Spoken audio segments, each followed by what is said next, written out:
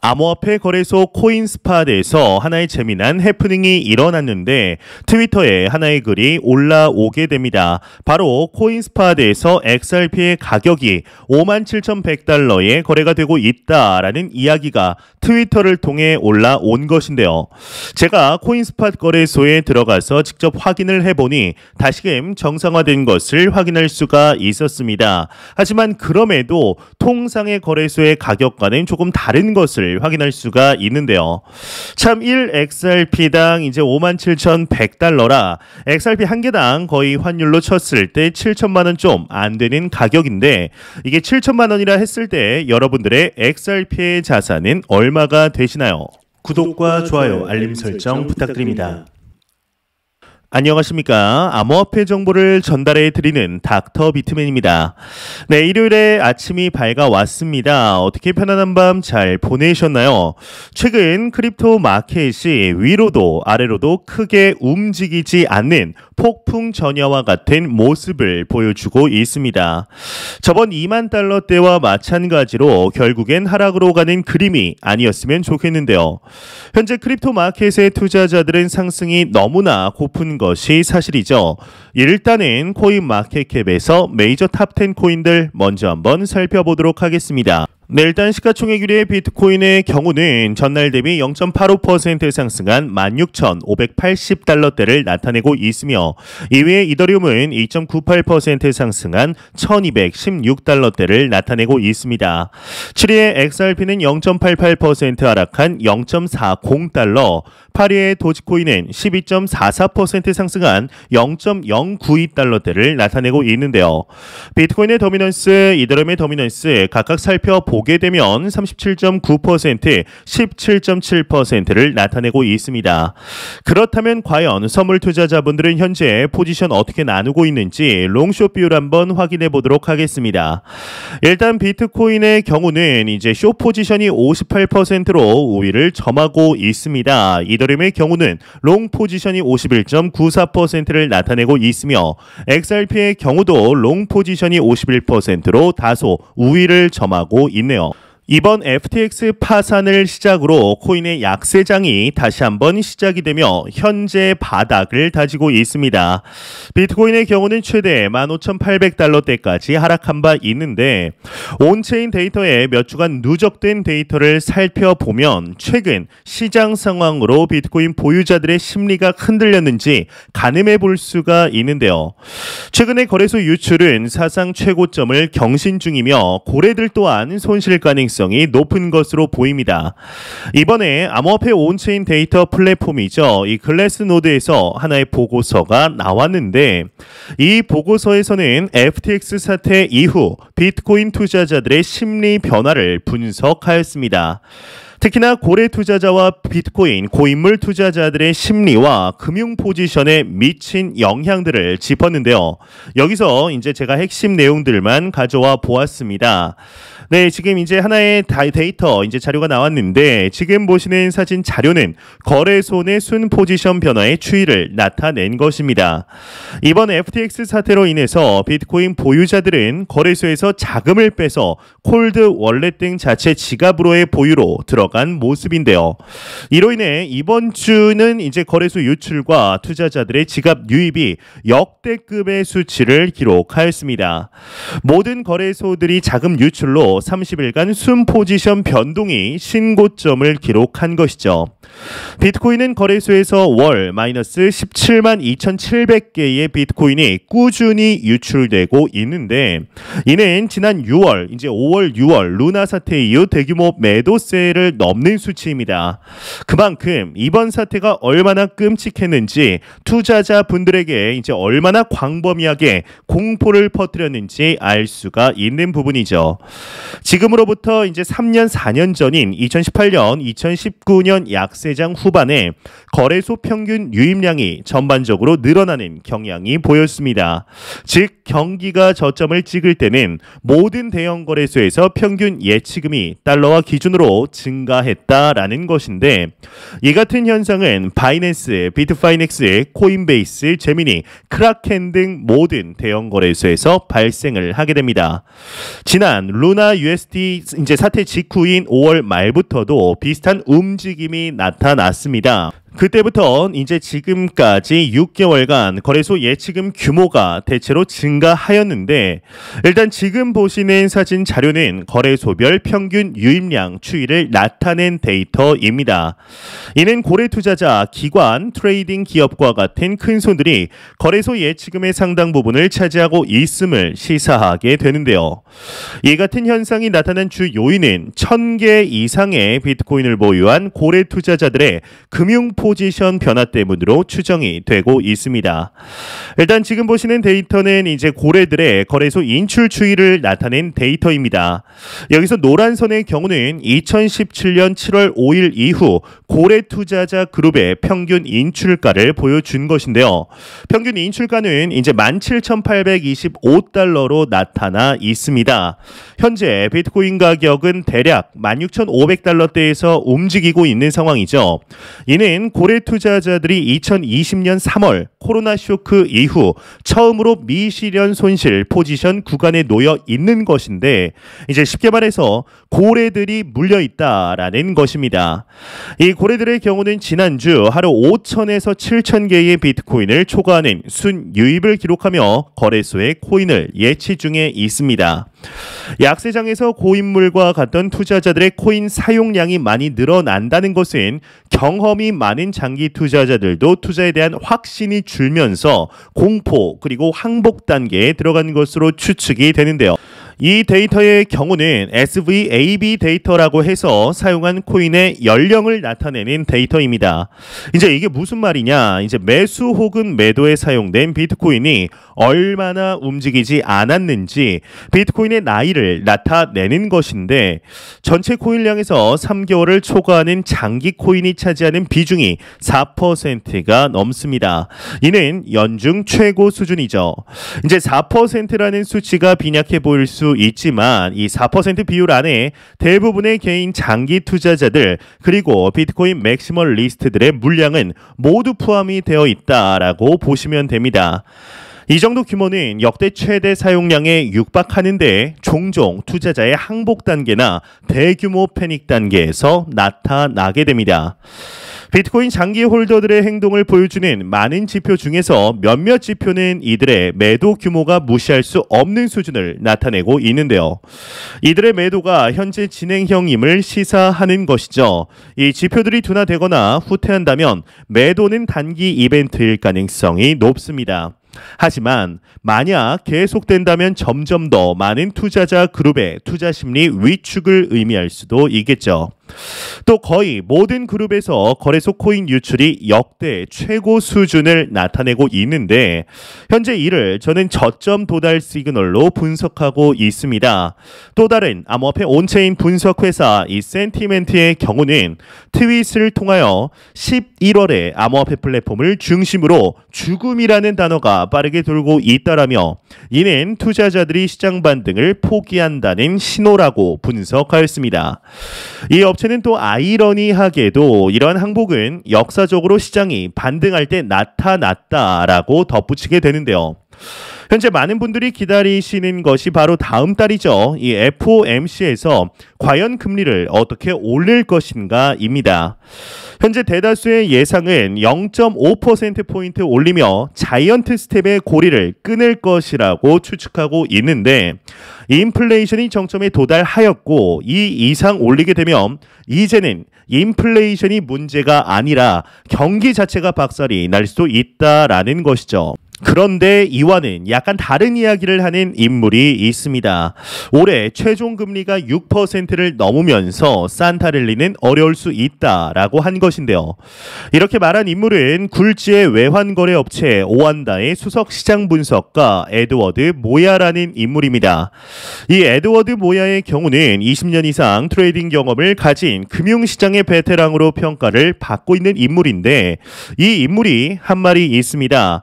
이 연준 기준금리 인상 전망은 항상 연필로 써야 한다. Be written in pencil이라는 언급을 하였는데요. 이 말의 뜻은 지울 수 없는 볼펜이 아니라 지울 수 있는 연필로 써야 한다라는 것을 강조한 표현으로 워낙에 불확실하다라는 뜻으로 이 표현을 쓴 것이죠. 현재 에드워드 모야가 이렇게 바라보고 있는 이유로는 미국의 철도 파업 가능성을 주목하게 됩니다. 이 백악관은 지난 2022년 9월 철도 노조 파업을 막기 위해 중재에 나서서 잠정 합의안을 마련했는데 이에 일부 노조가 이를 거부하면서 파업 수순으로 가고 있다라는 우려가 나오고 있습니다. 이제 미국 외의 영국 철도 해운 노조 역시 내년 초까지 파업에 나선다고 밝히게 되었는데요. 에드워드 모야의 경우는 철도 파업은 공급망 대란 문제를 일으키기 때문에 인플레이션을 더 높일 수 있다라며 월가가 파업 여파에 긴장하기 시작했다라고 전하게 됩니다. 또한 철도는 미국 내 화물 운송의 무려 30%를 담당하는 수단이기 때문에 이제 12월 크리스마스라는 대목을 앞둔 시점이어서 우려가 더욱 큰 것이죠. 이로 인해서 이제 올해 산타랠리의 가능성을 낮게 보았는데요. 현재 연준의 기준 금리는 3.75에서 이제 4.0%입니다. 현재 에드워드 모야의 예상치는 월가의 평균 수준이며 골드만삭스, 웰스파고, 뱅크 오브 아메리카, 바클레이스 등이 최종 금리로 5.25%를 지금 제시한 상태입니다. 특히나 이제 골드만삭스와 웰스파고는 연준이 내년 말까지 아예 5.25%를 유지할 것으로 내다보고 있는데요. 이 로이터 통신이 14에서 17일 실시한 이제 여론조사 결과 28명의 월가 이코노미스트 중 16명은 현재 예상보다 금리는 더 높은 수준에서 더 늦게 정점을 찍을 것이라고 응답하였는데 최대 5.75에서 6.0%까지 인상할 것이라는 답변도 나온 상태입니다. 여기에 현재 또 다른 리스크는 중국입니다. 이 중국이 현재 코로나19 봉쇄를 멈추지 않으면서 시장에 부담이 되고 있다라는 것인데요. 중국 국가위생건강위원회에 따르면 22일 기준 이제 중국 본토 신규 확진자 수는 28,883명을 기록 3만 명에 육박했던 지난 4월 당시 역대 최대치에 근접을 했다고 합니다. 이에 베이징, 광저우 등 주요 도시는 다시금 봉쇄에 돌입하게 되었는데 이에 대해서 에드워드 모야의 경우는 FTX의 붕괴와 여러 가지 지정학적 위기들로 인해 비트코인 가격이 더 떨어지는 것이 놀랄 일이 아니라며 비트코인이 현재 가격을 잘 지켜주고 있지만 만약 15,500달러 선이 깨질 경우 13,500달러 선까지 위태로워질 것이라는 분석을 하게 됩니다. 현재 이 같은 암호화폐 똑같은 비트코인 가격을 보면서 분석들이 다양하게 나뉘고 있습니다. 이 저점에 다다랐다라는 분석도 나오며 추가 하락에 대한 위험을 알리는 분석들도 여러 곳에서 나오고 있죠. 이러한 소식들과 이제 더불어서 매일같이 나오는 리플 XRP에게 재미난 해프닝이 일어났습니다. 암호화폐 거래소 코인스팟에서 하나의 재미난 해프닝이 일어난 것인데 트위터에 하나의 글이 올라오게 됩니다. 바로 코인스팟에서 XRP의 가격이 57,100달러의 거래가 되고 있다라는 이야기가 트위터를 통해 올라온 것인데요. 제가 코인스팟 거래소에 들어가서 확인을 해보니 다시금 정상화된 것이 확인할 수 있었습니다. 하지만 통상의 다른 거래소들과는 가격이 전반적으로 좀 이상하다라는 것을 확인할 수가 있죠. 이 위에 있는 USDC 분명히 스테이블 코인임에도 불구하고 살 때는 이제 1.5달러, 팔 때는 1.4달러의 거래가 되고 있습니다. 참 1 XRP당 일단 57,100달러라 이게 XRP 한 개당 거의 한화로 7천만 원 좀 안 되는 가격인데 이 7천만 원이라 쳤을 때 여러분들의 XRP 자산은 얼마가 되는지 댓글로 남겨주시면 감사하겠습니다. 1 XRP당 7천만 원, 사실상 7천만 원까지는 이제 우리 생에 보지 못하는 가격대다라고 생각하고 있습니다. 이것을 보고 7천만 원은 무슨 일단 1,000원, 1달러라도 가자라고 생각하시는 분들 또한 분명히 있으실 것입니다. 현재 리플사의 경우는 미 SEC와의 소송에서 지금 시간이 갈수록 유리한 모습을 보여주고 있습니다. 일각에서는 합의에 도달할 가능성도 점치고 있는데 현재 리플사도 좋게 끝나고 SEC도 위신을 지키고 XRP 투자자들도 좋게 마무리되기 위해서는 사실상 합의가 가장 좋은 선택지라고 생각을 합니다. 이제 그럼에도 우리의 빵형의 경우는 전혀 그럴 생각 없어 보이죠. 1 XRP당 이제 사진에서처럼 57,100달러까지는 아니더라도 10달러까지는 충분한 상승 여력이 있다라고 판단하고 있습니다. 이 소송이 내년 상반기 안에 잘 마무리되게 된다라면 2달러까지는 올라가 있을 것이라 보고 있는데 과연 600일이 넘는 시간 동안 진행이 되고 있는 지금의 소송이 어떤 식으로 마무리되게 될 것인지 한번 지켜보도록 하겠습니다. 이 FTX 사태의 여파로 암호화폐 시장은 신뢰성에 치명적인 타격을 입었습니다. 과연 이 크립토 마켓이 이대로 끝이 날까요? 저는 크립토 마켓이 붕괴한다는 것에 절대로 동의할 수가 없습니다. 현재 글로벌 국가들이 나아가려는 방향성을 보게 되면 아무리 루나 사태가 터지고 아무리 FTX 사태가 터진다고 하더라도 이 시장을 없애려는 모습이 보이지가 않기 때문입니다. 크립토 마켓 자체를 없애려는 노력들이 아닌 어떻게 하면 이러한 문제를 없앨 수 있을까, 발생하지 않게 할까에 대해서 초점을 맞춰 진행하고 있는 모습들을 보게 되면 결국엔 다시 성장하며 가격적인 측면에서 전고점은 충분히 도달할 수 있다라고 확신하는 상태입니다. 그 시기가 이제 당장에 내년이 되리라고 생각하지는 않습니다. 하지만 2024년 반감기, 2025년 다시 한번 불장이 찾아올 것이라 생각하며 이 다가오는 불장의 경우는 이전과는 상상도 할 수 없는 규모로 성장하는 모습을 우리 두 눈을 통해서 똑똑히 보게 될 것인데 그럼에도 2022년 내내 하락하는 가상자산 시장 속에 당장의 수치들이 지나치게 눈에 들어올 때는 과거를 돌아보는 작업이 분명하게 필요합니다. 이제 물론 과거와 현재의 경제 상황들이 다른 것은 인정하지만 과거를 통해 현재를 보다 객관적으로 바라볼 수 있는 시각을 가지게 될 수 있기 때문인데요. 오태민 작가님의 비트코인은 강했다라는 책을 보면 지난 2017년의 암호화폐 시장 가격 상승 원인을 일본에서 찾고 있습니다.